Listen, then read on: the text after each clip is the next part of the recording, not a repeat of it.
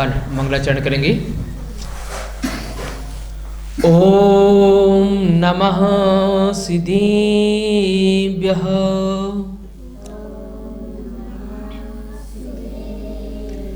ओम नमः सिद्धिभ्यः।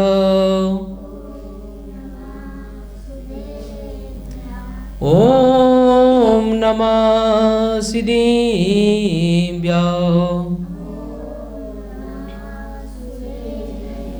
नमो अरिहन्ताणं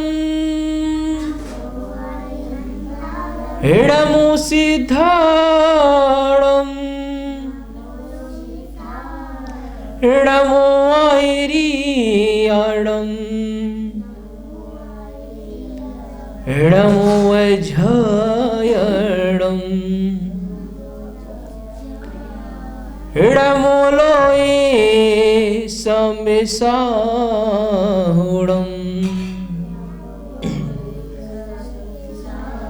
ऐसो पंचीर्णमो यारो सब पाव पिर्णासनो मंगलाड़ं च शबिसिं परमं होए मंगलम। जब से जीन धर्मिका जागीरणी हो गया, जब से जैन धर्मिका जागीरणी हो गया, पाप चय पार्षदे आचरणी हो गया। पंच परमेष्टियों को किया जो नमन, जिंदगी का सरल व्याकरणी हो गया, जिंदगी का सरल व्याकरणी हो गया। बोली देवादी दिव्य का जय सुन ब्रह्म साक्षात विराजमान शांतिनाथ भगवान की, 24 तीर्थंकर भगवान की। जीवन में सरल होने के मार्ग की ओर हम लोग बढ़ रहे थे। किस तरीके से जीवन में सरल होकर के हमें आगे बढ़ना है,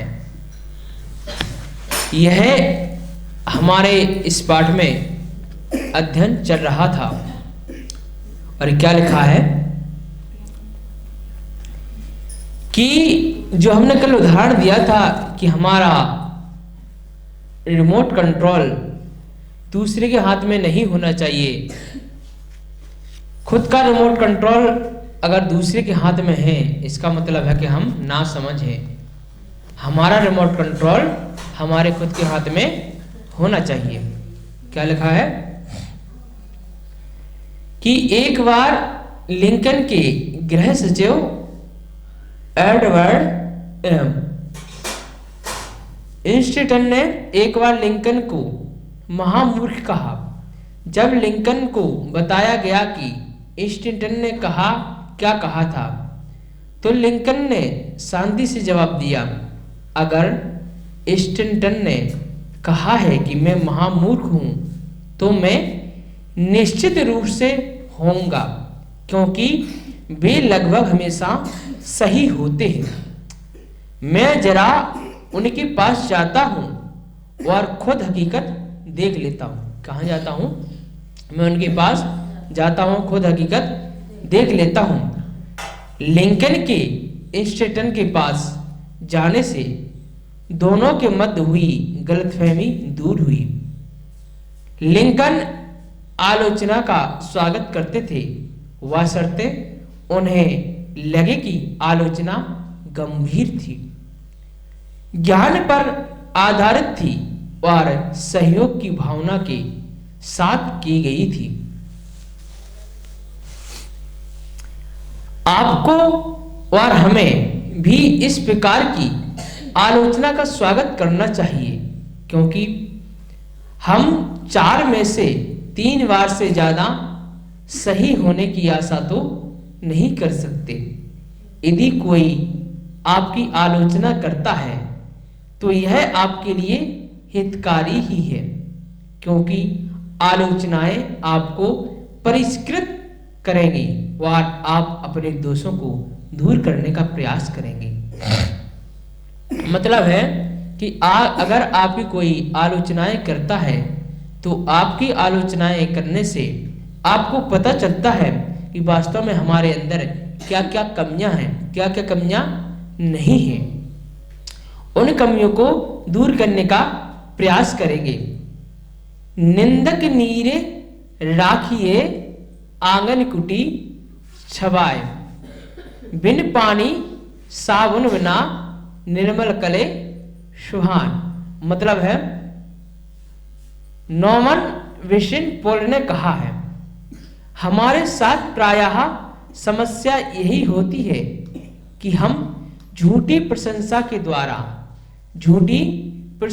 द्वारा बर्बाद हो जाना तो पसंद करते हैं, लेकिन वास्तविक आलोचना के द्वारा समझ जाना पसंद नहीं करते हैं। व्यक्ति को झूठी प्रशंसा सुनने की बजाय वास्तविक आलोचना सुनकर के संभलना और आगे बढ़ना पसंद करना चाहिए। क्योंकि झूठी प्रशंसा हमें नीचे की ओर गिराएगी और आलोचनाएं, जो वास्तविक आलोचनाएं होंगी, वो ऊपर की ओर उठाती हुई जाएंगी। और आज का मनुष्य जो देखा गया है वह चाहता है कि मेरी हर जगह प्रशंसा हो, मेरी प्रशंसा हो, मुझे हर जगह तारीफ मिले। वो गलत होता है, क्योंकि हर जगह तारीफ का मतलब है कि अगर आपको तारीफ नहीं मिलेगी तो आप अपने आप को दुखी महसूस करोगे, जो क्या होगा, गलत होगा। ऐसा नहीं होना चाहिए। आप बिना तारीफ के खुश रहना भी सीखें।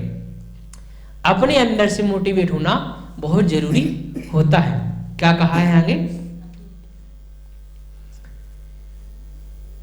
पेप्सोडेंट कंपनी, पेप्सोडेंट जो कंपनी है, कंपनी के पूर्व प्रेसिडेंट चार्ल्स लेकमैन ने वॉबहो को रेडियो पर प्रस्तुत करने के लिए $10 लाख प्रतिवर्ष खर्च किए। वे कार्यक्रम के प्रशंसा भरे पत्रों को नहीं देखते थे, कार्यक्रम की प्रशंसा भरे पत्रों को नहीं देखते थे, परंतु वे इस बात पर जोर देते थे कि वे आलोचनात्मक पत्रों को पढ़ें, आलोचनात्मक पत्रों को पढ़ें। वे जानते थे कि उनसे वे कुछ सीख सकते हैं। अगर आपकी आलोचनाएं अगर आपके पास तक आती हैं तो आप उनसे सीख पाओगे कि वास्तव में हमारे अंदर क्या कमियां हैं। और अगर कोई आलोचनाएं करने वाला नहीं होगा तो हमें पता ही नहीं चलेगा कि यहाँ हमारी गलती है। जैसे कि गुरु है, गुरु शिष्य को उसकी गलतियां गिना गिना करके उसको बताता है कि वास्तव में किस प्रकार से आपने गलतियां की हैं और किस प्रकार से गलतियों को नहीं करना चाहिए। फोर्ड कंपनी अपने मैनेजमेंट, फोर्ड जो गाड़ियों की कंपनी है वो है, फोर्ड कंपनी अपने मैनेजमेंट व कार्य प्रणाली की गड़बड़ियों का पता लगाने के लिए इतनी उत्साहित थी कि इसने कर्मचारियों की वोटिंग करवाई और उन्हें कंपनी की आलोचना करने के लिए आमंत्रित किया। उक्त सभी उदाहरण हमें आलोचना से डरना नहीं है, अब तो कमजोरियों से लाभ उठाना सीखते हैं। कई जगहों पर एक सुझाव पेटिका रखी जाती है, उसमें सुझाव में कोई भी पर्ची डाल देता है, उसका नाम नहीं लिखा जाता उसमें, लेकिन उस पर्ची में सुझाव लिख दिया जाता है कि वास्तव में किस प्रकार से सुझाव चाहते हैं लोग। जब भी हमें अपनी आलोचना सुनाई दे तो ला रोस्कुफो के विचार की याद करें। हमारे बारे में हमारे दुश्मनों के विचार हमसे ज्यादा सही होते हैं। जब भी अनुचित निंदा के कारण आपका क्रोध बढ़ रहा हो, जब भी अनुचित निंदा हो और आपका क्रोध बढ़ रहा हो, तो 1 मिनट ठहर कर सोचे कि जब आइंस्टीन मानते हैं कि वे 99% समय गलत रहते थे। आइंस्टीन जो बहुत बड़े विज्ञान थे, वे 99% हर जगह गलत रहते थे। तो शायद मैं कम से कम 80% समय तो गलत होता ही होऊंगा। शायद यह आलोचना सही हो। अगर ऐसा है तो मुझे इसके लिए धन्यवाद देना चाहिए और इससे लाभ उठाने की कोशिश करनी चाहिए। कोशिश रहनी चाहिए कि जबकि कोई देख नहीं रहा है, क्यों ना आप दर्पण में देखें और खुद से पूछें कि आप कहाँ गलत हैं। अगर हमें लगता है कि हम कहीं गलत नहीं हैं, तो एक बार हम दर्पण में देखें। कई लोग ऐसा करते हैं जिसको स्टेज फियर, यानी स्टेज पर बोलने से डर लगता है, स्टेज पर गाना गाने से डर लगता है, वो आईने के सामने, शीशे के सामने गाना गाया करते हैं। उससे क्या होता है, हमारे अंदर का डर समाप्त होता है। जब हम भी मथुरा गुरुकुल में पढ़ा करते थे तो प्रवचन की तैयारी करके पर्युषण पर्व पे अलग अलग गांव में विद्यार्थीगण जाते थे वहाँ प्रभावना करने के लिए। पर्युषण पर्व में धर्म प्रभावना किया करते थे। तो उस समय जो तैयारी होती थी, लगभग 1 महीने पहले से ही तैयारी कराना शुरू कर देते।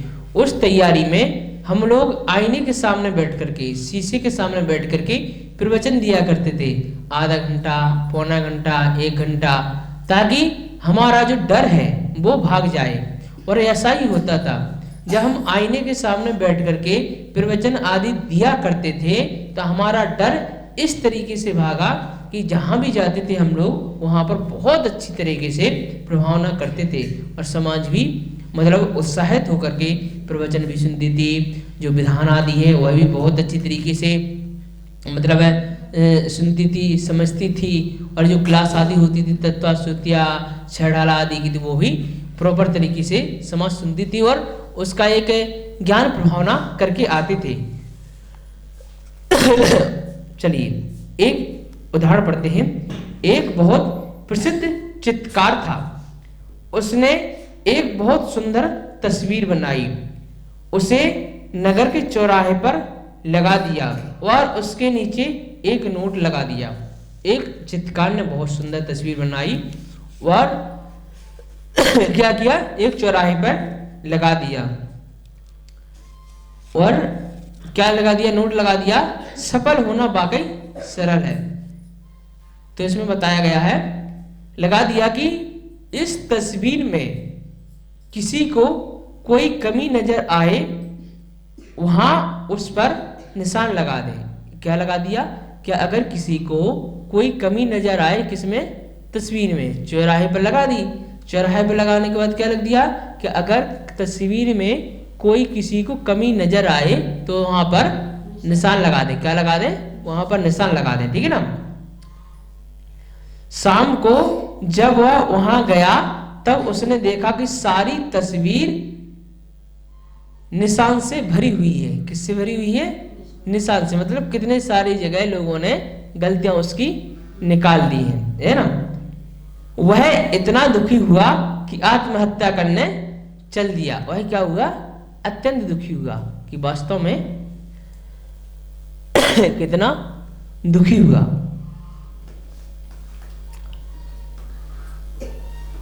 रास्ते में उसका दोस्त मिला, उसने उससे पूछा कि क्या बात है, बहुत दुखी हो, यहाँ जा रहे हो। उसने बताया कि मैंने एक तस्वीर बनाई थी और यह कार्य किया था। शाम तक तस्वीर निशान से भर गई। दोस्त ने कहा कि अब एक कार्य करो, एक तस्वीर और बनाओ और उसके नीचे दूसरा नोट लिखना कि जिस किसी को एक तस्वीर में कोई कमी नजर आए तो उसे तब उसे ठीक कर दे। क्या है, कमी नजर आए तो उसे ठीक कर दे। अब जरा विचार करना, मैं आपको एक प्रैक्टिकल उदाहरण देता हूं, है ना। ये मंदिर है, क्या है, मंदिर है। यहाँ पर कई जगह लाल रंग है ना। आप देखो, जरा विचार करो, कहाँ कहाँ लाल रंग है, देखो सब लोग, कितनी जगह है, गिन के बताओ। गिनो कहाँ कहाँ लाल रंग है। हाँ हाँ गिन सकते हो, गिनो।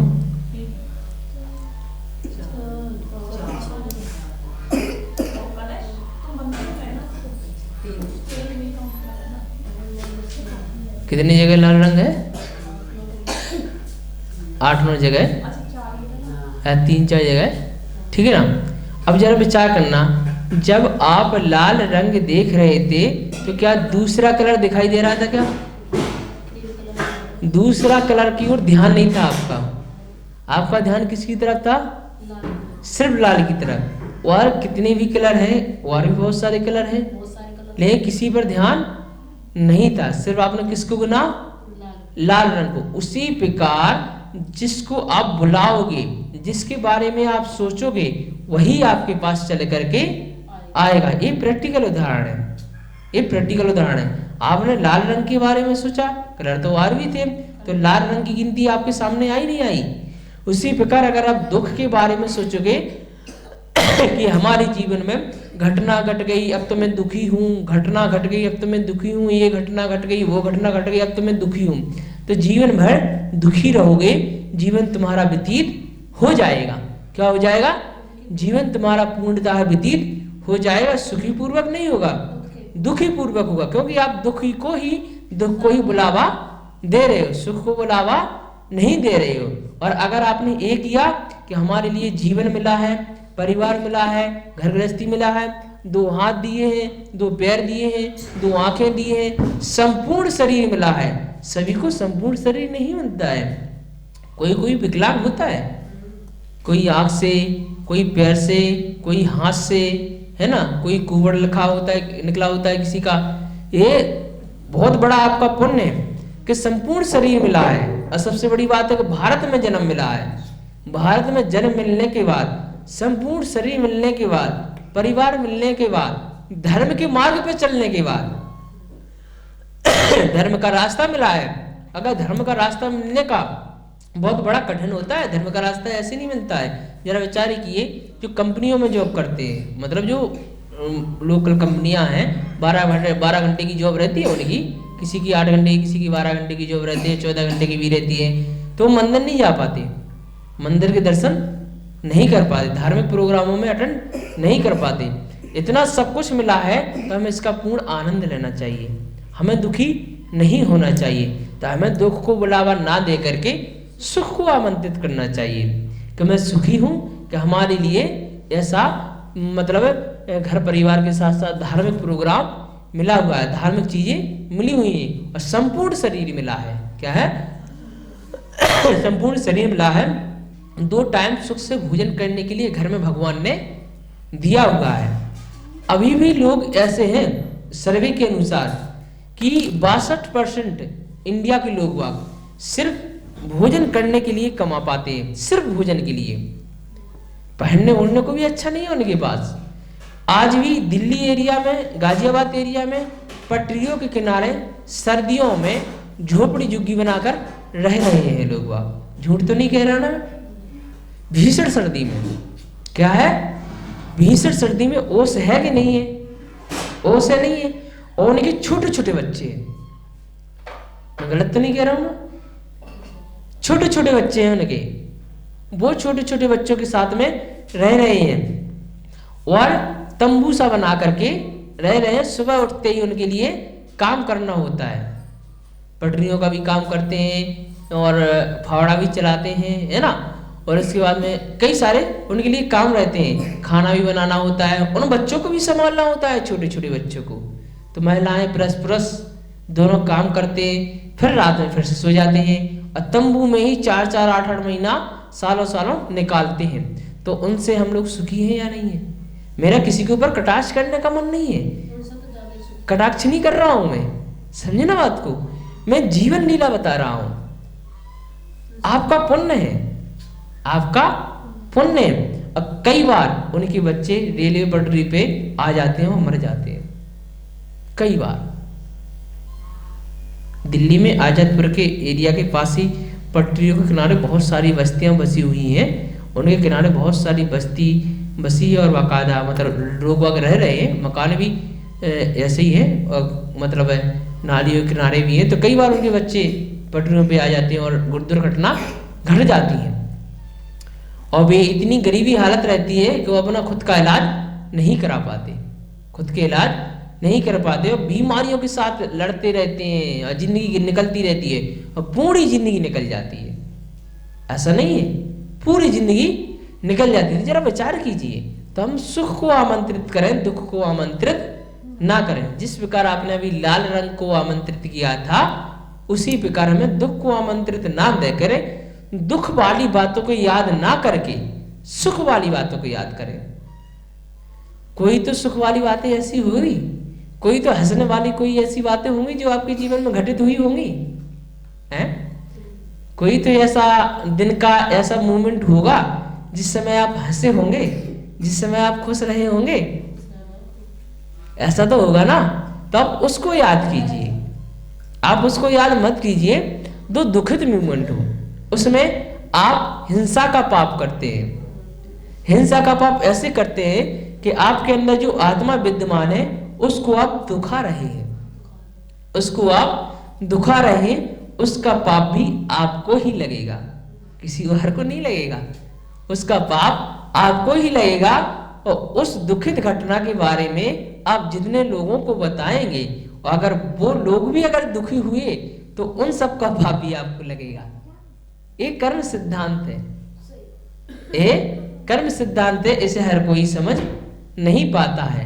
तो जिस प्रकार हमने लाल रंग को आमंत्रित किया, इस प्रकार हम सुख को आमंत्रित करें, दुख को आमंत्रित नहीं करें। और जब भी हमारे लिए अगर दुख वाली बातें याद आए तो जरा उनके बारे में विचार कर ले जो आपसे नीचे पायदान पे है।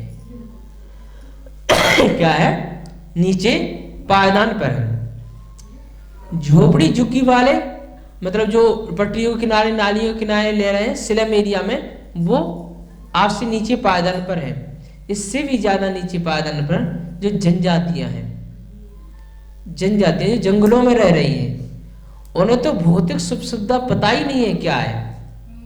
सर्दियों में भीषण बारिश में भीगते रहते हैं, कपड़ों की जो छाल वगैरह की पहनते हैं और इसके बाद में जानवरों के बीच में रह रहे हैं, है ना। तो उनके ऊबड़ खाबड़ चेहरे भी हैं, उन्हें कोई सुख सुविधा पता नहीं। मनुष्य पर्याय में जन्म तो मिल गया, लेकिन वैसी मनुष्य पर्याय में जन्म मिला कि धर्म से तो कोई नाता है नहीं, जानवरों को मार के खा रहे हैं। जरा विचार कीजिए, जंगलों में रह रहे हैं, भौतिक सुख सुविधा कुछ है नहीं, ऐसा जीवन मिला है। जरा विचार कीजिए, ऐसा जीवन मिला हुआ है, तो ऐसे जीवन से तुम्हारा जीवन कितना अच्छा है। तो आपके लिए मैंने दो सीढ़ियां ऑलरेडी दिखा दी, जबकि 1000 सीढ़ियां आप ऊपर हैं, 1000 सीढ़ियां आप ऊपर हैं।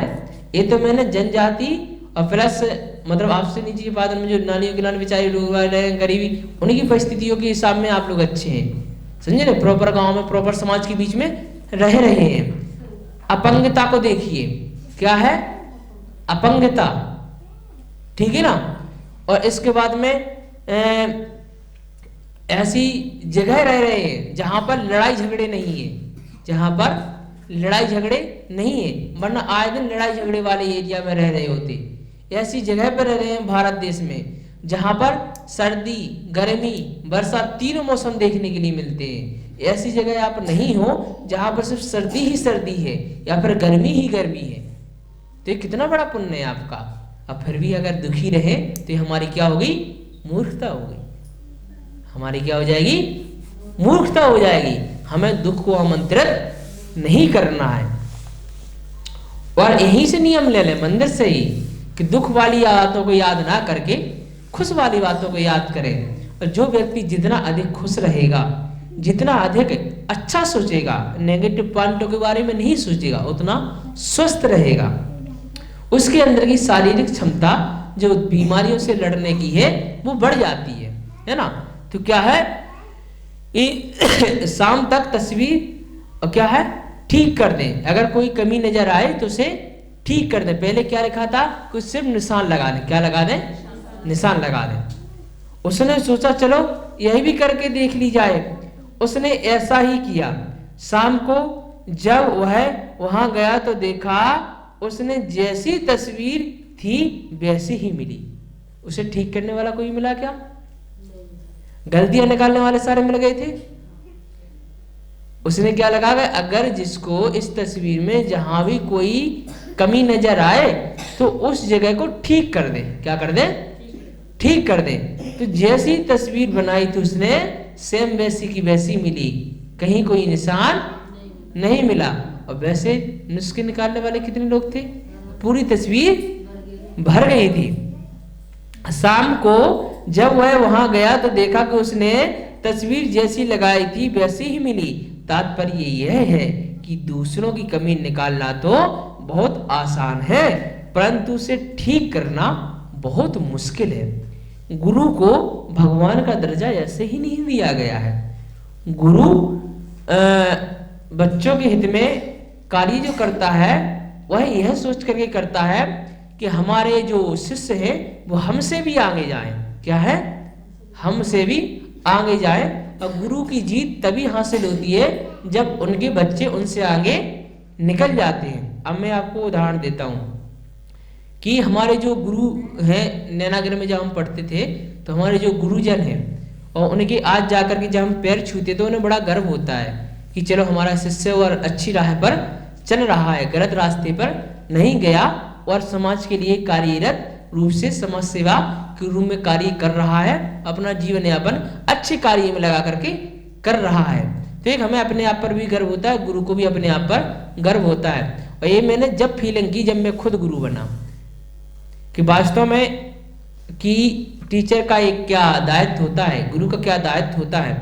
तो नुस्खे निकाल करके ठीक कराना ये सही रहेगा। सिर्फ नुस्खे के निकाल कर, गलतियां निकाल कर सिर्फ उसका व्याख्यान करना ये गलत हो जाएगा। तो वैसे ही मिली। तात्पर्य यह है कि दूसरों में गलतियां निकालना तो बहुत आसान है, परंतु उसे ठीक करना बहुत मुश्किल है। दूसरों की कमी निकालने के लिए भेजा चाहिए तो अपनी कमी को स्वीकार करने के लिए कलेजा चाहिए। क्या चाहिए? कलेजा चाहिए, है ना। छोटी छोटी व्यर्थ की बातों पर ध्यान ना दें, इसके बारे में हम कल पढ़ेंगे। एक छोटा सा उदाहरण सबसे पहले हम समझ लेते हैं। अब जरा विचार कीजिए। एक मैंने उदाहरण दिया था कि एक बड़ा किसान, बड़ा दो भाई थे, एक छोटा भाई था एक बड़ा भाई था।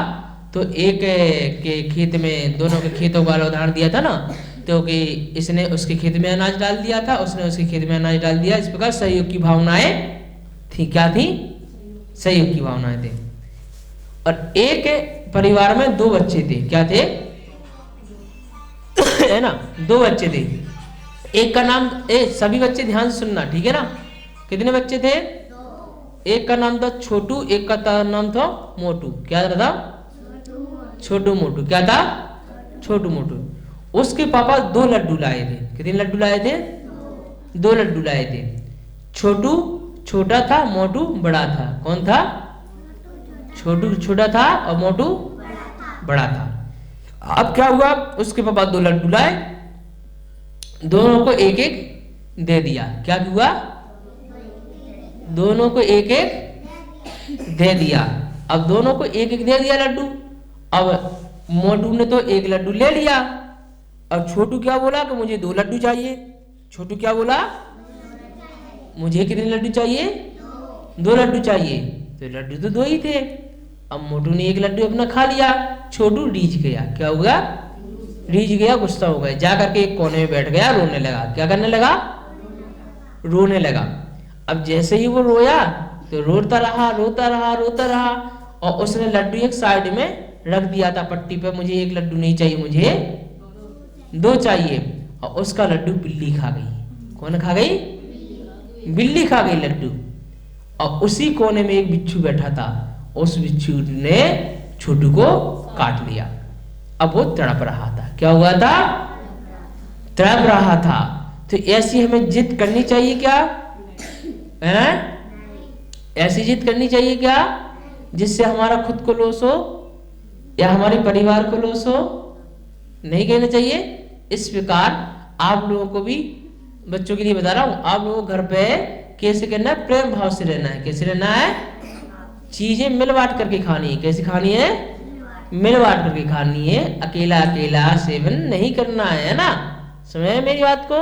ज्ञानदानम गुरुकुल में यही सिखाया जाता है कि सभी से हितमित प्रिय वचन बोलना है। कैसे बोलना है, हितमित प्रिय, सबसे अच्छे से बोलना है। कभी किसी को गालियां नहीं देनी है, कभी किसी को गलत नहीं बोलना है। हमेशा कैसा बोलना है, अच्छा बोलना है। सबसे आप करके बात करनी है। कैसे करनी है, किसी से तू करके बात नहीं करनी है। क्या नहीं करनी है, तू शब्द गलत होता है, आप शब्द अच्छा होता है। आप शब्द कैसा है, अच्छा है ना। तो आप करके बात करनी है, सम्मानजनक से बात करनी है ना। ये मैनर्स होता है। जो पढ़े लिखे लोग बाग होते हैं ना, वो मैनर्स होता है ना। और अगर पढ़े लिखे व्यक्ति अगर गलत बिहेवियर करने लगे तो क्या होता है, गवारों की श्रेणी में आ जाते हैं। तो तुम्हें गवार तो बनना नहीं है, क्या बनना है, अच्छे इंसान बनना है। कैसा बनना है, अच्छे बनना। जो गवार इंसान होते हैं वो गलत बिहेवियर करते हैं। क्या करते हैं, गलत बिहेवियर, दूसरे से गलत बोलते हैं, अपशब्द बोलते हैं, है ना, किसी की इज्जत नहीं करते।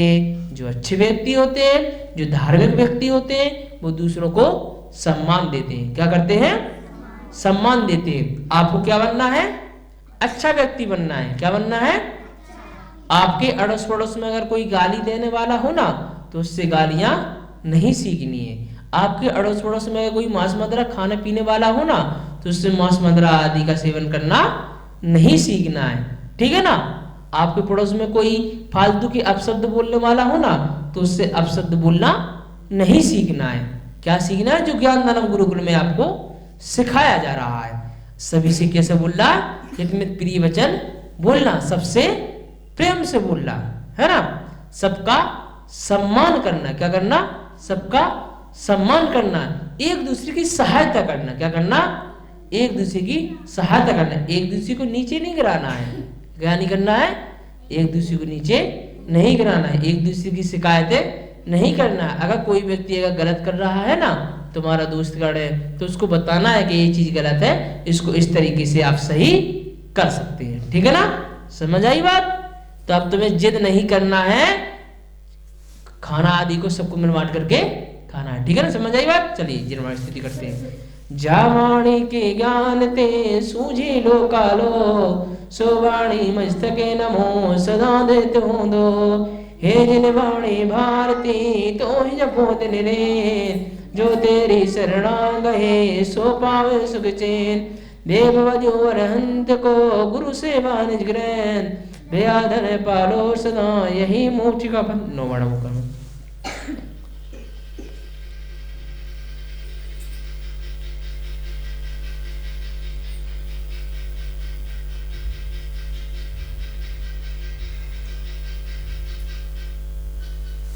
बोली थी दिवा दिव्य के चर्ची आदिनाथ भगवान की, द्वादश जिनवाणी माता की। सभी को सादर जय जिने जय दू जुड़न दो।